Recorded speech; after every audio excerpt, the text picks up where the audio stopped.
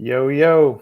What's up? Once again, coming live from the hotel room. Oh, yeah, baby. From the hotel room. This is what I do, man. I like to mix it up. Every week, it's either I'm at my house or I'm in a hotel. I'm in my house, I'm in a hotel. That's just the way it is. That's how it's going to be. I got to figure out how to get quality internet to every hotel room. Once I do that, we're good to go. I'm sitting right here at Casa de Kaiser. Yeah. You talking about Casa de Kaiser, the room that can't find a half-ton unit to put in because it's only has like a quarter ton of a load. Dude, this thing's got like a half of a quarter of a ton load. Yeah. Show the audience what we were talking about, man. Show them the meter. Oh man, yeah. So if you're out there watching and you're like, Erica's over here complaining about 73 and 50%, 56%, I'm sorry, 57 now % relative humidity. He's like, oh my God, it's sticky and it's wet. It's cold and clammy in here. Well, I'm just going to tell you, man, 57%, it'll get a thumbs up in almost every house in my book where I'm at. The house. So this is my office is outside the house. It's in a shop out behind the house, and the house indoors stays. We run it at 77 and about 45%. Yeah, and man, that is comfy. Oh yeah, that's primo. I mean, I'd love for my house to be that. Maybe it would if I put more work into it. I'm just a little lazy. You know what I'm saying? I just got to get it done. Yeah. I have secret is? I have duct leakage, and I know I do. You know what the secret is? Exercise, eat right, then get the work done. Tight house and dehumidify. Yeah, that's true. It's the secret sauce. Speaking on this, let's bring in our guest. Speaking of humidity, the man, the myth, and the humidity himself. Yeah. I mean, I don't know. I don't have a sound effect for this, so I'm just going to do it from afar. All right. I have a sound effect right there, Jenry. You should be so lucky. What's up, Paul? I am. I consider myself lucky. Yeah? What's happening? You, man. You. We're talking about Jenry Garcia and all his glory tonight. I thought we were talking about Eric's room. He won't get his humidity down. Yeah. Thinking about buying me one of them MD33s and throwing it on the wall in here. That'll do it. What's an MD33? I'm not in the loop. Wall hung dehumidifier. Yeah. Okay, yeah. I know what you're talking about. Yeah, I was looking at it. I was actually looking at it earlier today as I was sitting here staring at my hygrometer over there, going, man, I should have framed the wall out for that, and I didn't realize that they have a surface mount until that's all I've done. I haven't been able to put one flush with the drywall yet. Wait a minute. Four. I thought they all were recessed. They now have one that sticks off the wall. No, it's the same, but you can buy a recess base. Oh, you can buy a box. It's a kit. It's a kit that has standoffs, and it surface mounts it onto the wall rather than recessing it into the wall. It works great. It looks great.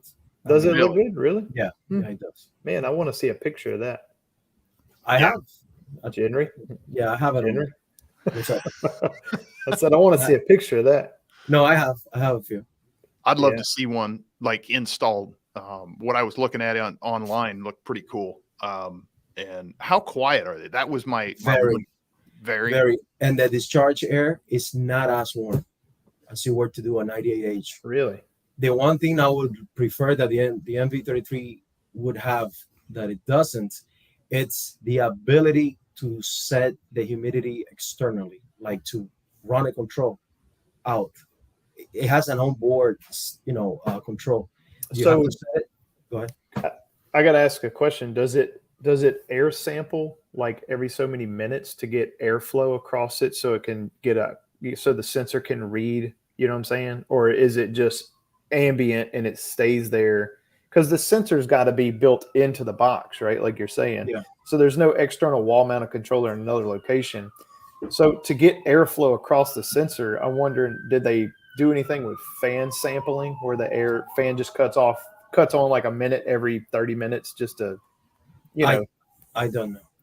I that's the short answer on that. I don't know. You know, get out of here. But I don't know. What I'm saying is, if I was able, because the thing is, to adjust it, you have to take the face off, Yeah. and the mounting holes for the screws are not as simple as you would imagine them to be. Like, to get the screw in and out, like that, you'll drop that screw, and they're what you call it? They're stainless steel screws too, so that the magnets don't work great. Mm. And if you're gonna adjust, you got to take the face off, do your thing, and then put it back. And it has to go in there like just right. It's not something that you kind of lined up, or that's it. Are you talking about the cover or the whole machine mounting? No, the cover, just the cover, just the plastic cover. The plastic cover mounting brackets. I will say this: that plastic cover is the real deal, because I've dropped it a lot more than I should have, and it holds up just fine. Yeah. That's interesting. I've seen one in person, but I haven't seen one installed yet. No, I've done 4 of them total. And you got to be hitting an exterior wall with that, right? I mean, yes. For drain, you can't. Put No, I've only done one on an interior wall. I lied. I've done 2 on interior walls. One, I ran it into a pump, because you can drain it out. Yeah. So wait, you put it in a pump? Where did you put the pump? Under the unit. Under the unit, mounted on the wall? Was it like in a server room, or you talking right? About in somebody's house? It was an IT room.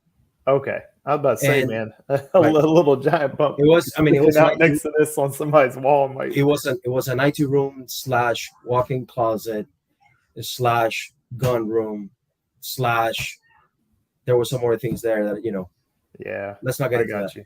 Okay, so we're not going to get pictures of that one, is what you're saying? Well, you get pictures of the humidifiers, but none of the things were on the wall. Yeah, we don't want pictures of that. No, I mean, maybe you would. We might, but we're not going to. Depends on what you're into. Let's not do that. Yeah. That reminds me of a story. When I was probably 19 years old, and I went to this very, very wealthy neighborhood. Man, y'all gonna laugh at me like I was a moron at this, but man, it's a good thing I don't know this guy's name. I can't embarrass him. But I walked in, big house. I mean, it's probably a $500,000 $1 million house, and this is years ago, so that's a big money house. And I walk in, we're doing I think I was just doing a tune-up. I don't know. I can't remember what I was there for.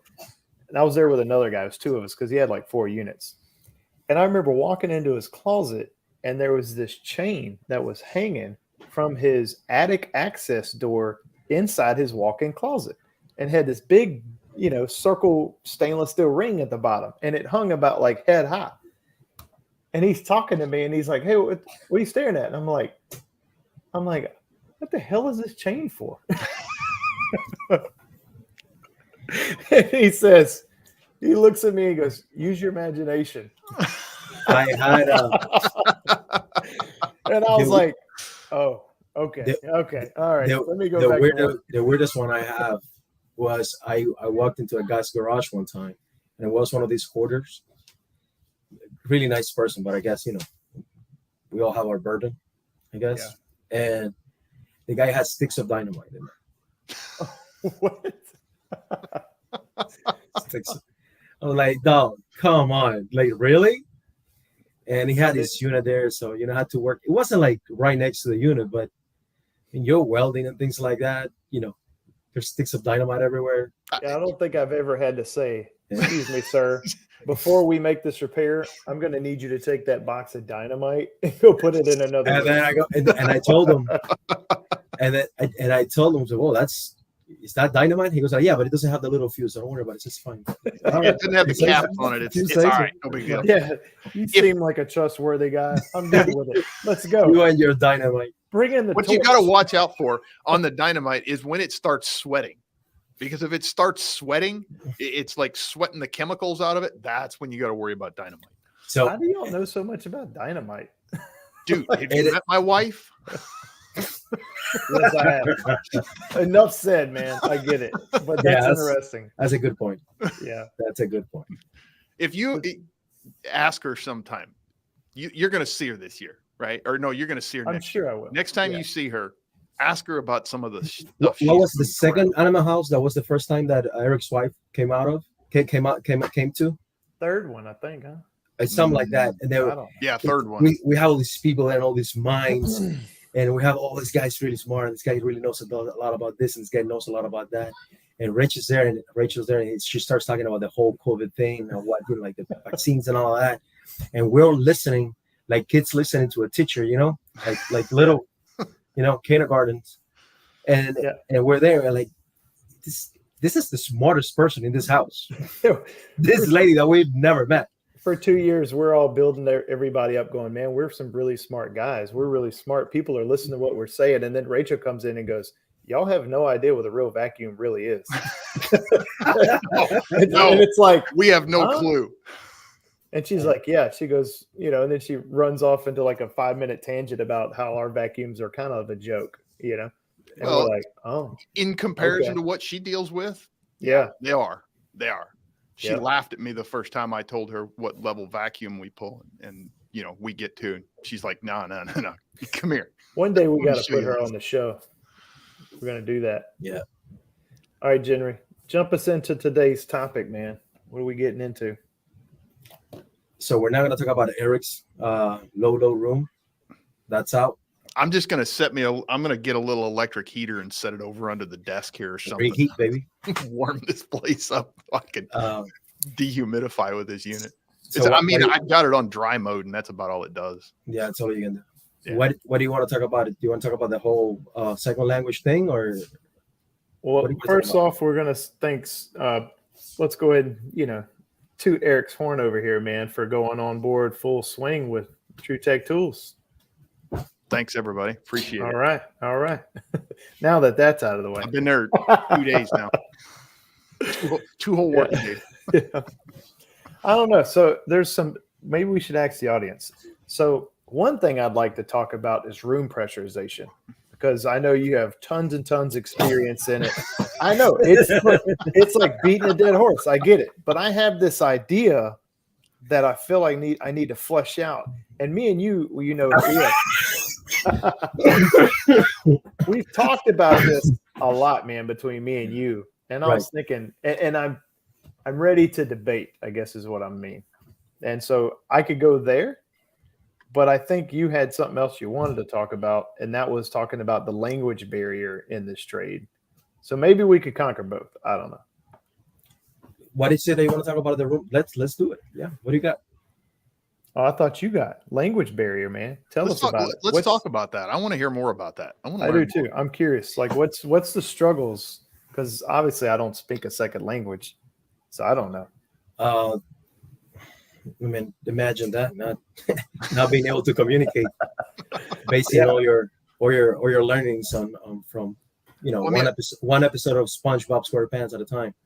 I can only imagine what it's like, because not only having to learn the language. Now I've started. I mean, I know like this much Spanish, right? Yeah. What What do you know, Eric? What do learn you a little know? bit of Spanish, Let's do but it. not only trying to learn the English language, which lays out very differently than Spanish does, but then having to try to pick up on all the slang that's used in That's the hard part. Yeah. plus So- the industry slang that's used. Yeah. I mean, it would just be like, it hurts my head just to think about it. Like the first time I heard the acronym ASAP, I'm like, what? Hey, And I've probably been in this country for probably 2 years at that time. At that point, I was getting around a little bit. did that Yeah. dude Like, just hey, call let's me a just sap? get over there ASAP. I'm like, what? What does that mean?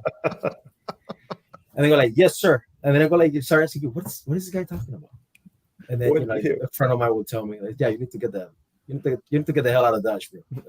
That's all that means. And then I was watching what's in my book, one of the funniest movies ever made, Tropic Thunder. And then the Robert Downey Jr. character goes like, yeah, let's get these people in this chopper ASAP. I'm like, oh, that makes sense.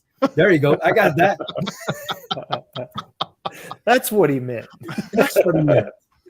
And So do you think that there's a certain level of people given don't know the English Chris, language Jesus. a certain amount of disrespect? Do you think that comes like? No. Do you think like maybe like a foreman getting mad because he can't like this person can't communicate with English, so he just gets frustrated and talks down to that person? Do So you think there's in Miami, so here in Miami, in Miami, I don't have an accent. This is how, the people that speak English, I have this accent. right? Yeah. Even the people that were born here, they'll catch some kind of Latin accent along the way. Well, an accent can almost be more challenging to understand than a different language. So I didn't go through that. Like I don't recall any instances where I can say that I was discriminated against or anything like that by co-workers, by clients, by customers. Yes, every now and then you'll run into something like that. That's exactly that's exactly how it works. But from co-workers, like if anything, it was a blessing because since I was learning, I was getting yelled at. I didn't even know what they were talking about. Like, yeah, man. ASAP, and you're going, yay. I get right on that. That's it. I didn't really struggle that much with core workers. I did struggle with. Yeah. When you were learning the trade, how did they teach you to do the work if you didn't understand the language very well? Like, what was do you remember a time where you're like, man, I don't freaking know what to do? Like, you know? So I come from Cuba. I don't, obviously I don't speak a lick of English. Like I know how to count. I could count like a mother bigger. You know what I mean? Mm-hmm. But that's it. And then I have the base. I'll catch on, easy. And then I get in here and I don't understand a lick of what anybody's talking about. Mm-hmm. And I started working with my dad, and so my dad, starts teaching me the ropes a little bit, bad habits included and all that. And I can really work for my dad. That's a blessing that you consider yourself very lucky to have. Oh yeah, yeah. I have big time for sure. Right, I have an almost pathological issue with figures of authority, and I respect and love my dad too much to push back. Mm-hmm. So now I'm gonna get a job, and then I get hired at this company, and they asked me, so you know how to this, you know how to do that. I'm like, some things yes, some things no, some things I didn't know what they were asking, but I needed to get hired. That was my end goal. I wasn't there to impress with my resume or anything like that. I just needed to get on. Mm-hmm. And that's it. And then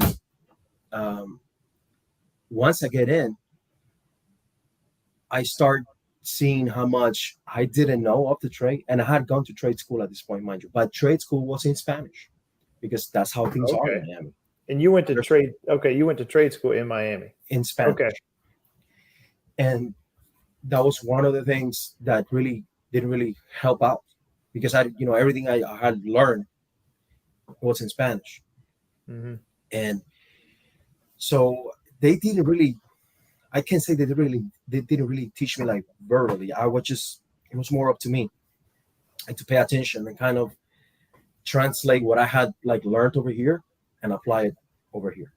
Yeah. No, was the textbooks in Spanish too, or were they in English? And the teacher was there were no textbooks in Spanish. What the teacher did, you have little booklets, real thin booklets with a lot of pictures, pictures of that, and it was all in Spanish, written by him, and he'll sell you and then he would sell you the books. And I speak English, and I still like pictures. Right.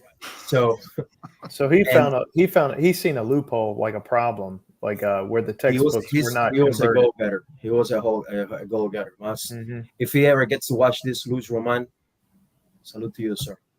Yeah. So if that's how I got into the trade, and then to start this job, and I just couldn't get around.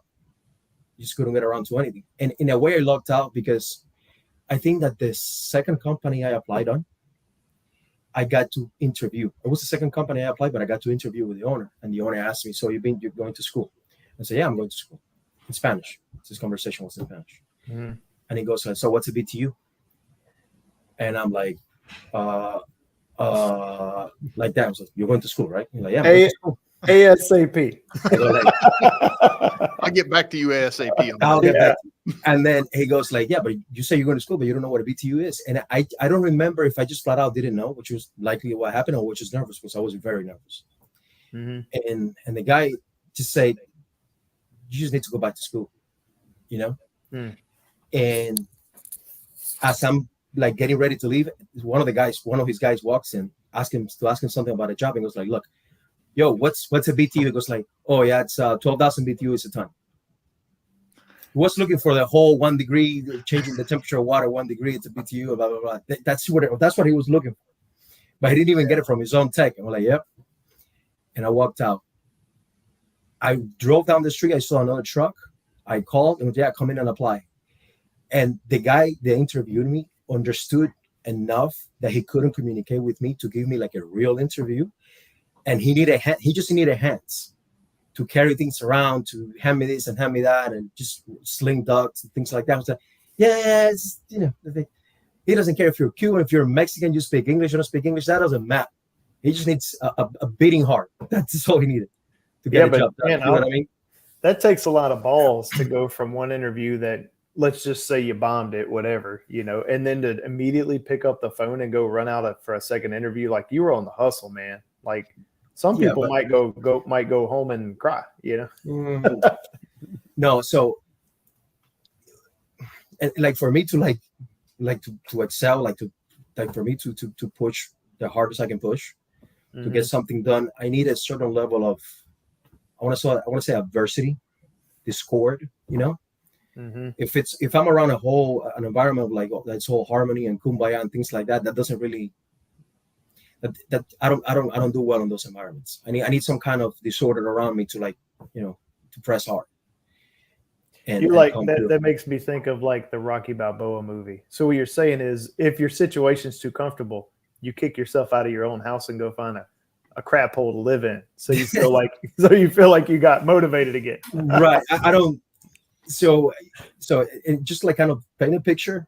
And I don't mean to make this a sub story because we all have seen the news. We know how what third world countries are like. But in Cuba, not having AC is like the 40th thing that you don't have. You know what I mean? You don't have food. There's the water service sucks. You don't have medicines. You don't have electricity most of the time. You don't have so many things. That's all these little setbacks are nothing to you. Mm-hmm.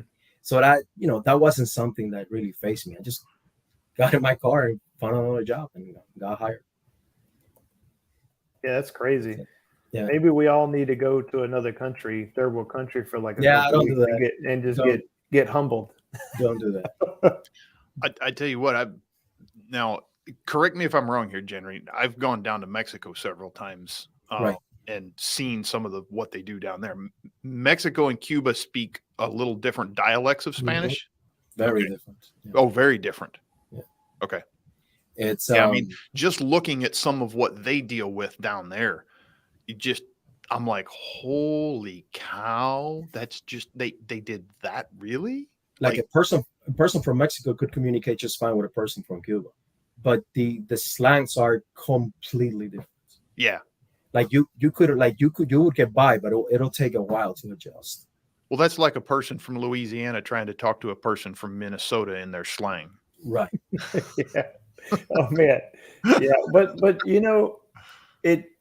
my accent waters down very fast. I would say that. Like, most people I talk to, they're like, "You don't sound very country." And I don't know if it's because I talk to Steve and Bill and everybody at TEC a lot, and they're very, in my eyes, they're very proper. Like, people who, as you get more north, their etiquette is better, right? And from being in Louisiana, we definitely, we have long drawn out words, and sometimes It almost sounds like our IQ's a little lower. Maybe it is a little bit. I don't know. But hey, now don't be throwing yourself down that rabbit hole. But it fades. It fades fast. Like if you get me around people, like I'm in Minnesota right now. Like if we were to, when we do the show next week, I promise you, I will sound totally different by the end of next week. Because the so talking about slangs, I'm working. Unless I'm telling stories. I'm working at this company, and I'm at this point I'm already a tech. I have my truck, I'm driving around, cleaning drain lines and things like that, basic stuff. Yeah. And then we hired this African American kid, which he wasn't the first one, anything like that. And like I said, I never witnessed any moment of discrimination against anybody. And I started calling him the N-word because I don't know any better. Oh, shoot. And then the question is, what did he call you back? He was like, "What's up, man?" I got, and most of the time, like I would see him like in the morning. If he didn't work with me, I wouldn't see him like in the morning a little bit, and sometimes in the afternoon. Or if he worked with me, he was stuck with me, calling him nigga the whole day. Oh wow! And then, wow, and then, wow. But do you think you could get away with that because you're from Cuba and like he's like no? In his eyes, he's like, man, I'm higher on the life scale than you are right now. Your ass just got here, right? He goes, no. You know what? You can't even speak English. No, he put up with it for I think it was like a whole week, and then the next week I go like, hey, good morning, my nigga. Then he goes, it's like, listen, dog. Let me holler at you for a second. I don't like to be called the N-word. I'm like, all right. And it's like, I don't know what this guy's deal is. I'm always nice to him. And, hey, ASAP, man. Wow. Hey, let's go to work. And I'm not, and I was born and raised in there are very few things such as a good neighborhood in Havana, but I was now born in one of them, all raised, and it was mostly a black community there. But in Cuba, we don't have. I don't want to say we don't have racism because I don't know that to be a fact, and only a person that has gone through that could tell you. But it's not like here. It's not like we're all together. Like we have bigger things to worry about than racism. You know what I mean? Like we're all starving. Yeah. You know what I mean? So it's you don't know where your next loaf of bread's coming from. Right. It's like. And then this guy tells me this, and I'm like, oh, whatever. And then I start talking to another one of my friends there. He also spoke Spanish. And I'm telling him, I was like, dude, you're going to get into so much trouble. You can't be doing that, man. And then he kind of gave me the clip notes of how wrong was I doing. Well, like, then I went and apologized to him. I said, it would never happen again. It was like, no, I get that. That's why, I was hoping that you would just recognize it. I mean, realize it for yourself and stop. But so I hope you guys enjoyed the show. Looks like Jenry's getting us canceled off of YouTube. Lights and Eric's lights are already getting cut off, And then, I'm looking at the radar right now because, well, I'm just waiting on some CIA to come busting through my door, man. Apparently, I'm having power problems here. Thankfully, all the computers are on battery backup. That's it. Nice. I got my internet on battery backup. Humidity's too high. That's why. That's what it is. Yeah. The humidity's too high and it's wet and it's just zapping across everything, man. Either that or it was the helicopter landing in the backyard to drag me out of here. All right, Jenry. Let's go technical for a minute. You want to? I'll try to keep up. I've got a scratch. Try to keep up. I've got to itch. Try to keep up, dude. Go ahead. Try to keep up. Sorry. Me and you both, I think, have. Let me just say something. Okay. If this is about the whole 3PA thing, there's no way I don't get canceled because I'm gonna start spewing out obscenities about this. Well, now we have to go there. You know what I'm saying? You're building it up, man. We gotta go there. Go. It's go time. Where's the bleep key? All right. Do we have a bleep key on this? We do not have a bleep key. That's all right. So I could do background shots where it's like, boom, boom, boom, boom, you know, we're taking this offline. You know what? We should have had a damn Patreon account. And then we could have said, if you want to see this conversation play out, pay us and go there. But we ain't smart enough to do that. We won't even monetize this channel. Not even this, man. Go ahead. What's up? All right. Let's get into room pressurization. My brain has been circulating around this topic for quite some time. And this is where my thought process has went. Which problem or process is this? It's not, it's just, now, imagine trying to learn this when you don't speak English. Yeah, Forget about it. we need to get one of them picture books. Right? I'm impressed you didn't move back to Cuba. That's all I'm saying. No, listen, no matter what, that was not going to happen. Yeah. It's, that was not going to happen. What's up? Yeah, go ahead. All right. I'm going to explain this the best way I can. Hopefully it comes out fluid. Let's see how this goes. Here's my statement, and then I'm going to try to explain it to back it up. You can have a room that's over 2 or 3 or 5 pascals of pressure.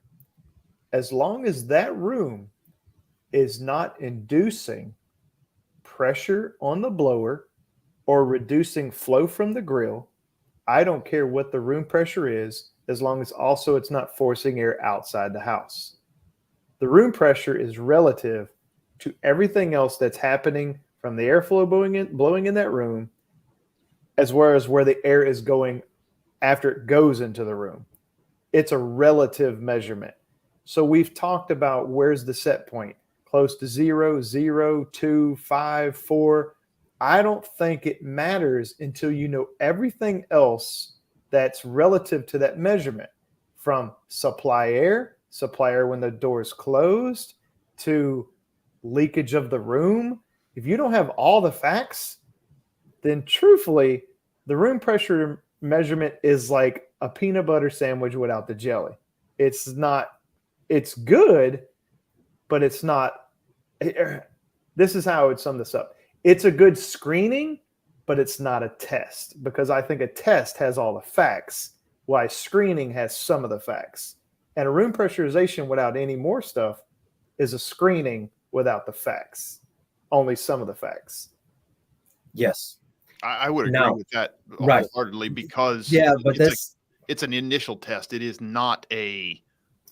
So there is. You could have a problem. You're indicating that something could be bad, but that doesn't mean it is bad. Okay. Go with it. Room pressurization by itself is not even you're not even missing the jelly. Room pressurization by itself is like you having the spoon and you don't have neither the bread, nor the peanut butter, nor the jelly. I would agree with that. So here's I'll put it to you in 2 ways. I will try to, yes, I agree with everything you said. Now, I would try to reduce that into 2 bites only.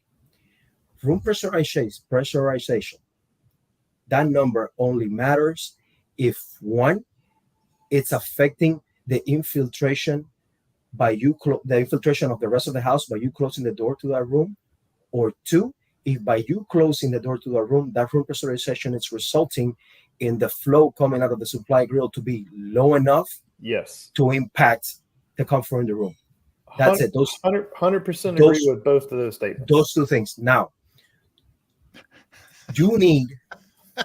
Thanks. I thought we were going to talk about mental health, but I guess not. Oh no, we're going to have we'll get help after we get through this discussion. We got to get through the mental to get to mental health. How much time we got? We got time. You wanted to get into this. We got time. Throw that last comment from House up there on the screen. All right. What was that? I do. Hey, look, House doesn't even eat, so I don't even know what he's talking about. Yeah. That's another good point. We didn't have knives in Cuba because the government didn't want us to revolt, so they gave us a bunch of spoons. All right. And anyways, so you go, but I got a follow-up statement. Go ahead. You go. Go ahead. Okay. So I want to throw something else in there on top Okay. of what Jenry just said on room pressurization, because kind of like him, I did a bit of experimenting on this, and I'll say that room pressurization is a great initial test. It's likely Screening. it's Screening. likely, yes, it's an initial test, and if room pressurization is occurring, now this is room pressurization with reference to the rest of the house. Yeah.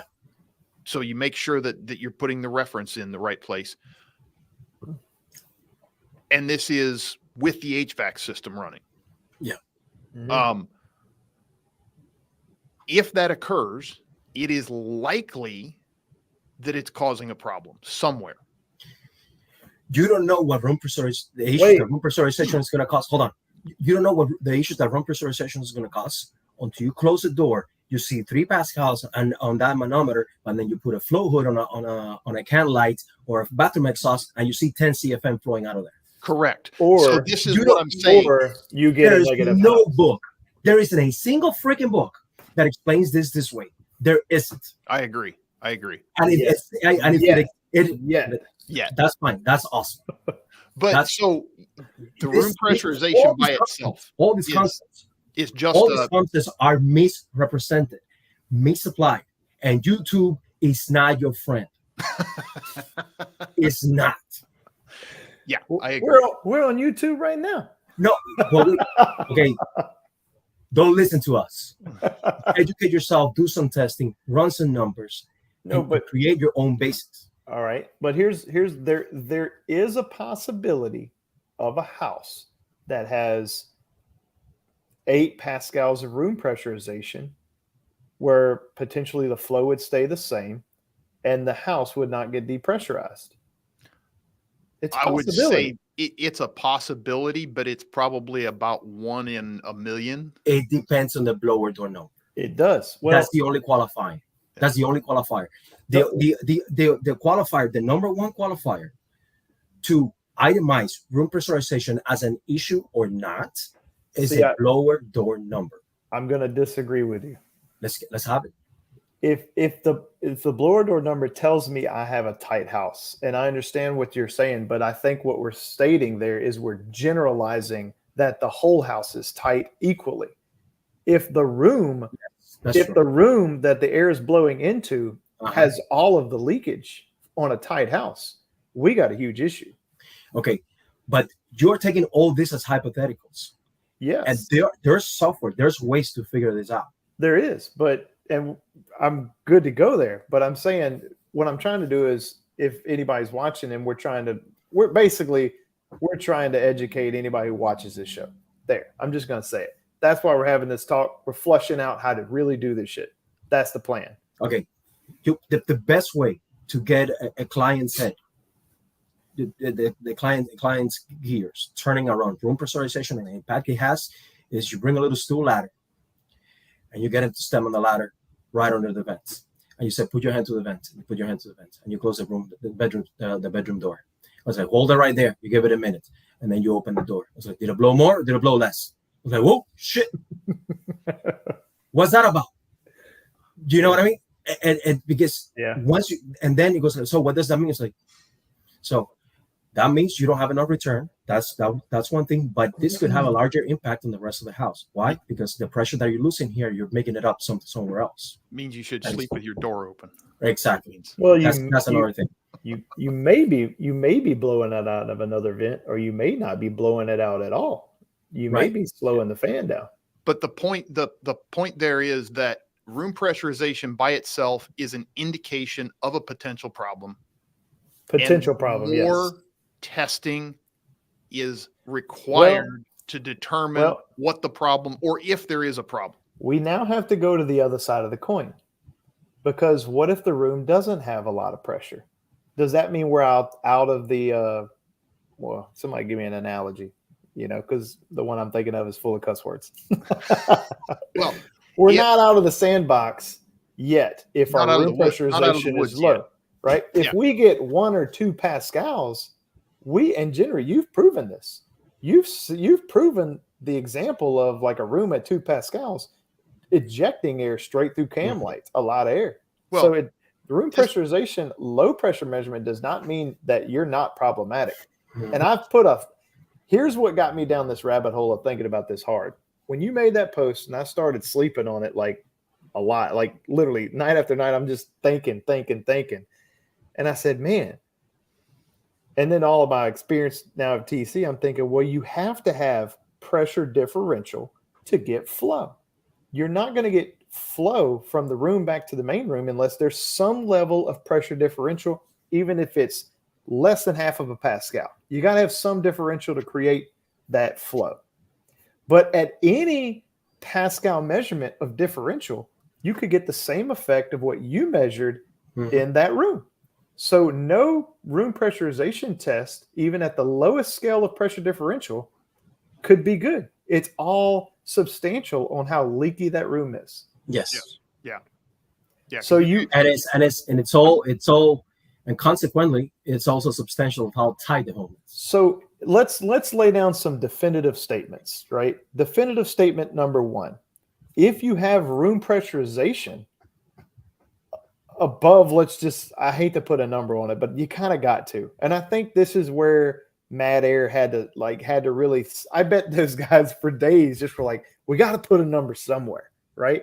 And I think that's where the whole less than 2 would be optimal, but none would be great. Did you see anywhere in Mad Air that says a number?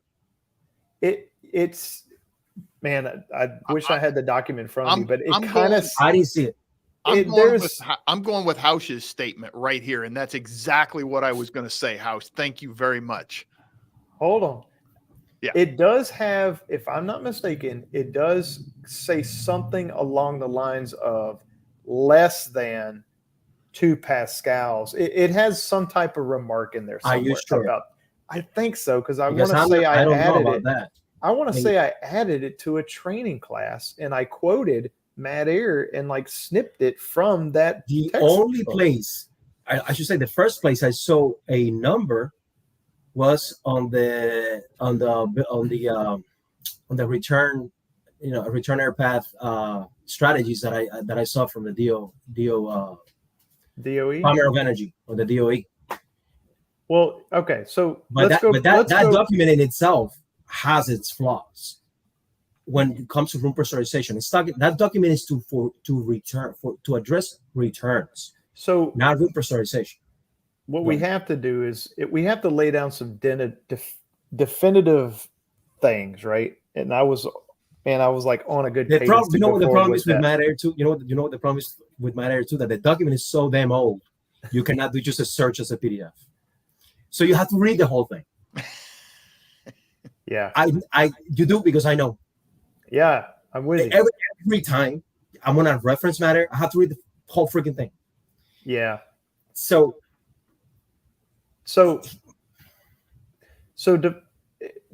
going back to how do you use room pressurization, right? If you're going to measure a room and the room has a significant pressure, and we would probably all agree anything over 2 Pascals would be significant. Really, it could be significant anything under 2, but that's a different story. Right now, we're just talking about pressures that could be high. I'm not going to argue with that, because I know where you're coming from, and I know you mean well. I know you're not trying to. I know you're not trying to sell ads on your YouTube channel. No.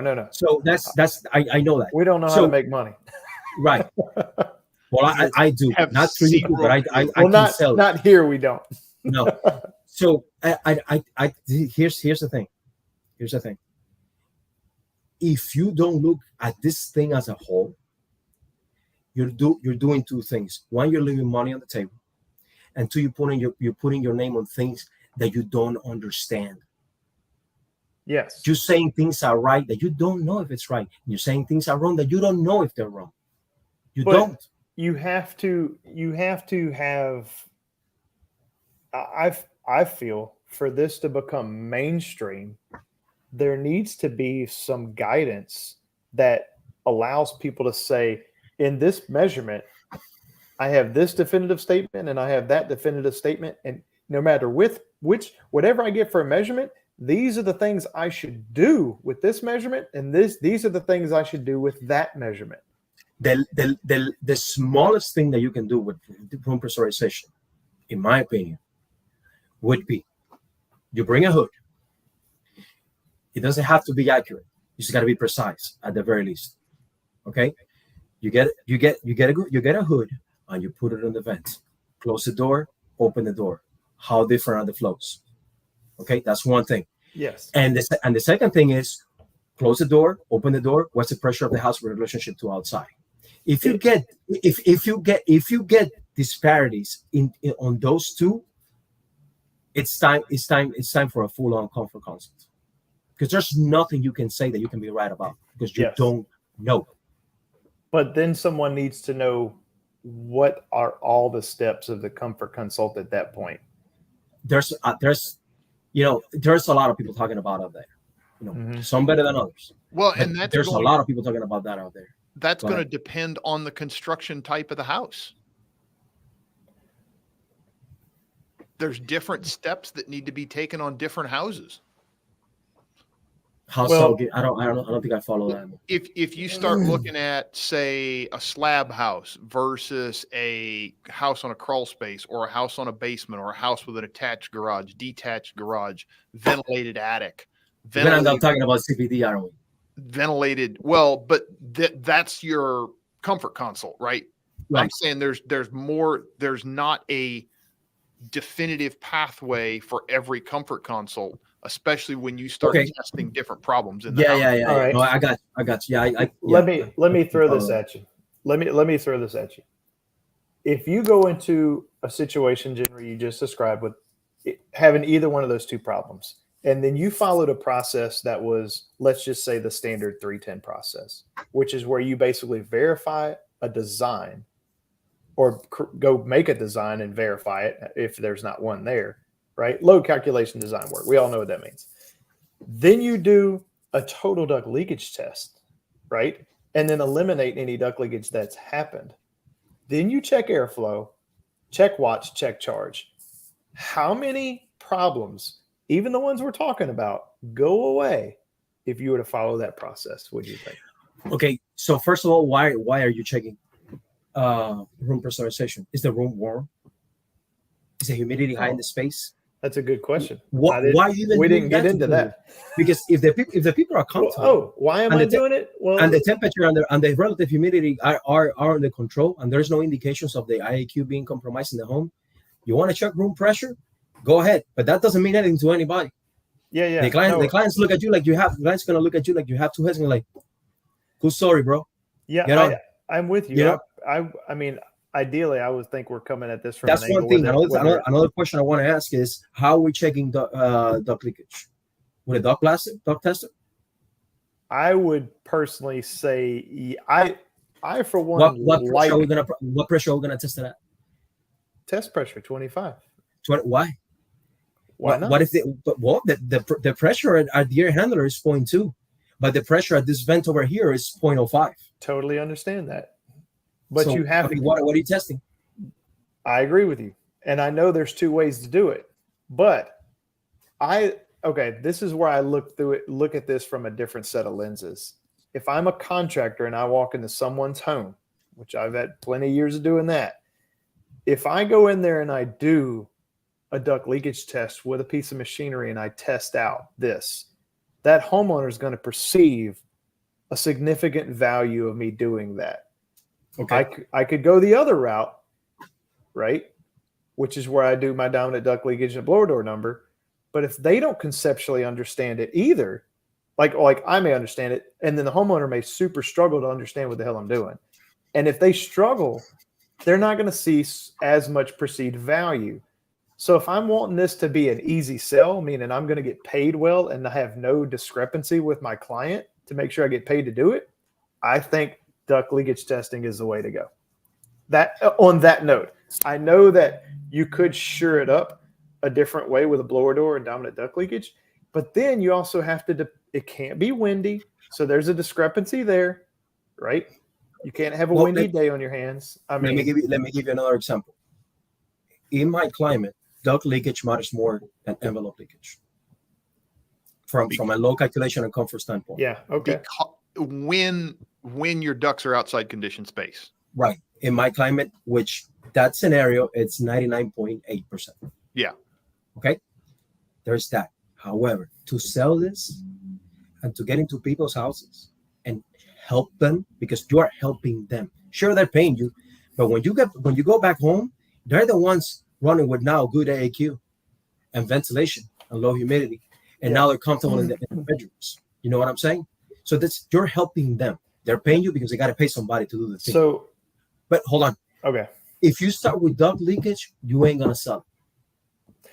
You got to start with a blower door. I'm going to say you got to start. The first thing you have to do is find out if they have problems, because if they don't have problems, they ain't buying. Right. We are assuming the premise that they are there because there's some kind of issue. Let me ask you a question. Why can't nobody take offense to this, but this is how I was as a contractor. I hate playing the slot machine effect with clients. It's so annoying. I hate that. Slot machine? The slot machine effect is where you do a test and then you say, "Oh, I don't know, they're a little inconclusive. I got to do another test," and you charge for that test. No. I feel like if I'm going in, I don't care what I got to cost, what tests I got to do. I'm going in one time, pulling all the tests I want to pull, and I'm walking out well paid, and I'm gonna deliver results. No, see, yes and no. Going back to what Eric said, right? Not any one thing helps everybody. So the way I would propose to do it is, okay, ma'am, Mr. Whoever, we got different packages. I can test only your HVAC, and I will pay a whopping $5 to measure quick. I can do that. I can do a blower door and HVAC, which is only blower door, HVAC, and CPD. Or I can do all of the above plus a duct leakage test. What would you like to do? So which one would you do? The top one would.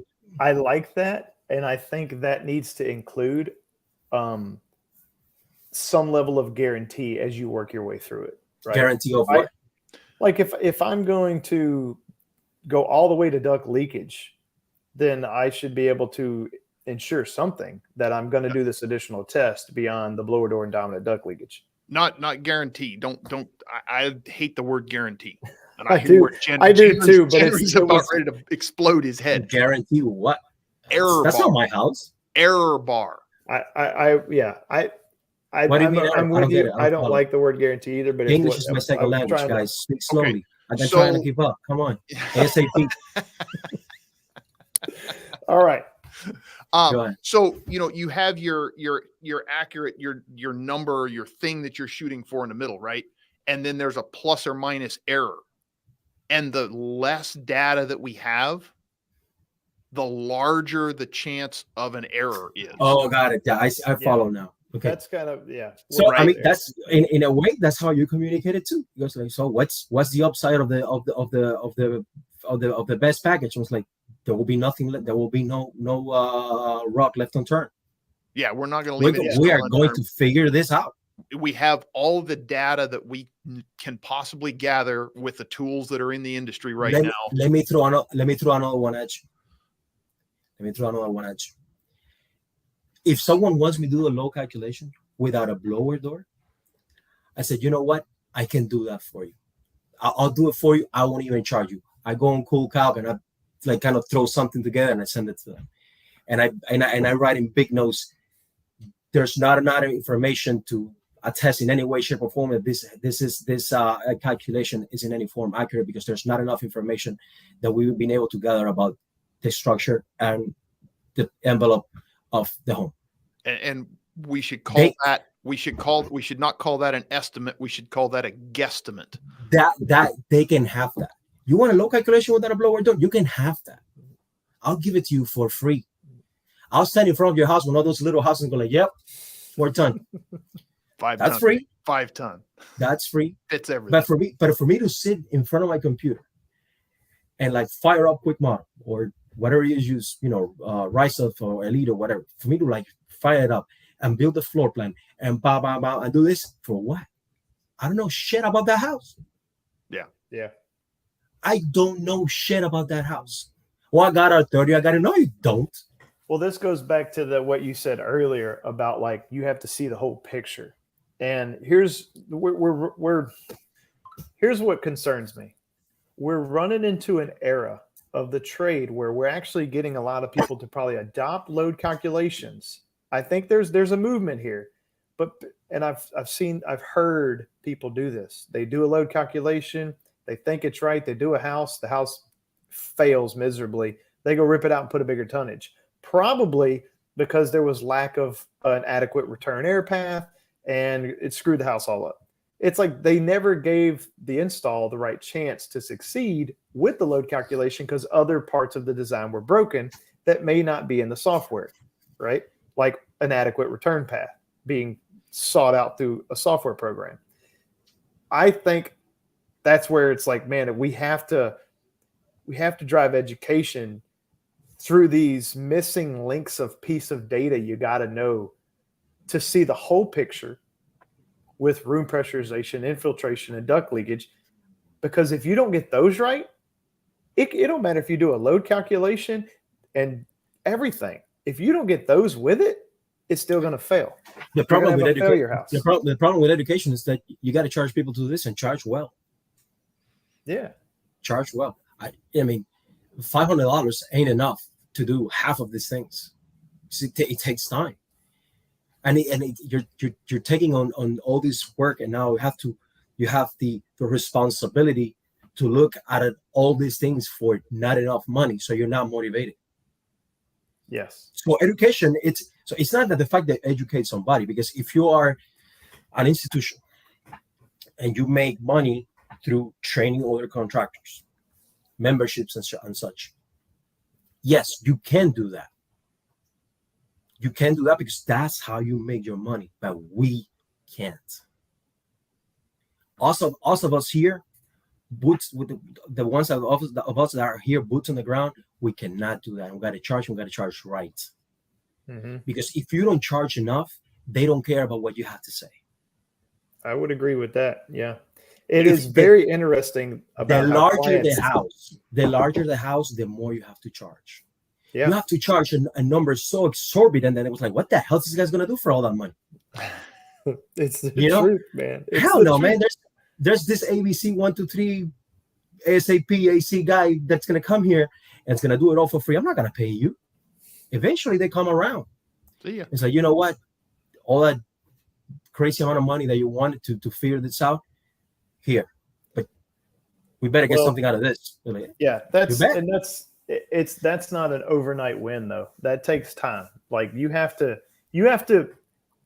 start building that reputation in the marketplace. There will be some clients who say, "Yeah, I'm in," and then those people get a wonderful job out of you, and they talk, and that man, with the amount of problematic houses in the marketplace, you know how hard it is to get the attention of a homeowner, that you got to talk to 2 assistants and a maintenance person before you can talk to him.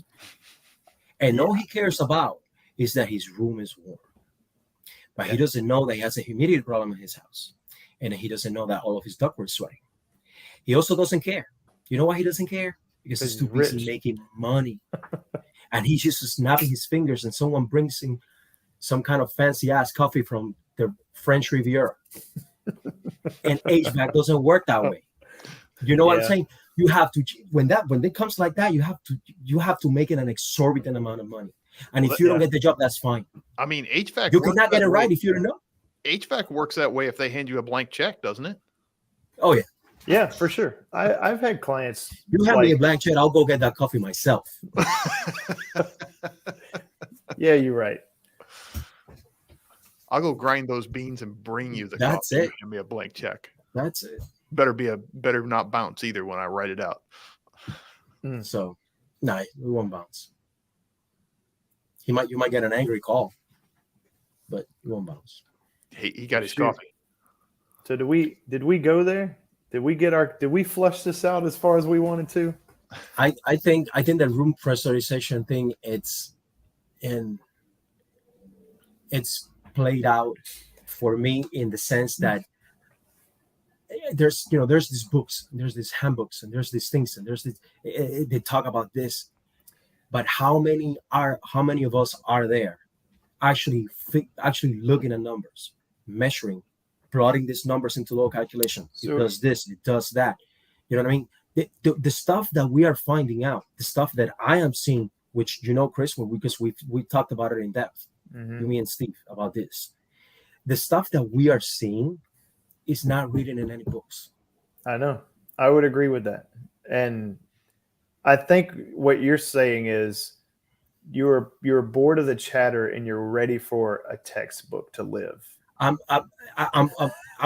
bored of the chatter and I'm bored of the textbooks because they're not. It's incomplete. Yeah, I'd It's agree. So the Jenna new- needs to write a textbook. me? Maybe No, man. In Spanish, maybe. with pictures. With Maybe, crayons. maybe someone would actually Google me and find something this time, for God's sake. Oh, we lost him.